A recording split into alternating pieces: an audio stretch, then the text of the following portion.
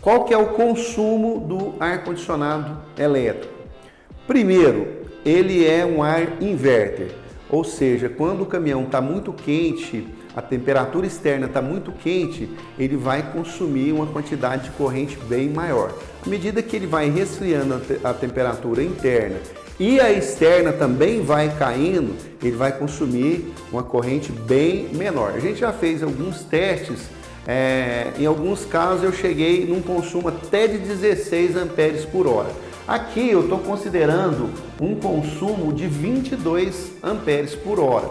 Outra observação é que ele tem alguns modos de funcionamento. Ele tem o modo máximo, ele tem o econômico e tem o normal. Então no econômico sempre ele vai consumir uma amperagem menor. E quanto tempo então que a minha bateria de 150 amperes vai aguentar?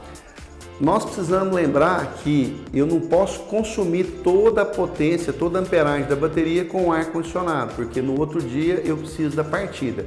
E ele faz isso automático, você programa lá no painel quanto de bateria que você quer deixar para usar no outro dia, normalmente é 30%.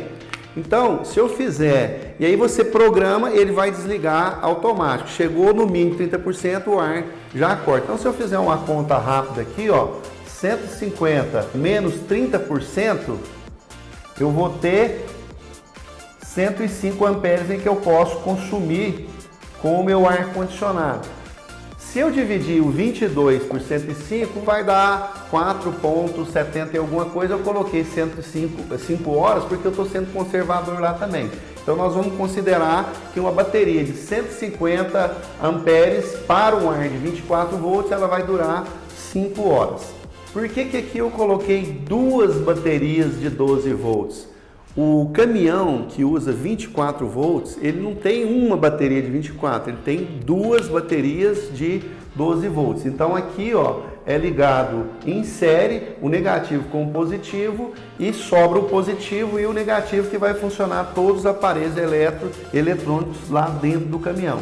Então quando eu faço isso, eu conservo a amperagem, que é de 150, só que eu multiplico a voltagem, que era 12, passa a ser 24 volts. E o consumo de 12 volts, eu tenho uma média de 35 amperes hora, ele consome mais do que o 24 volts.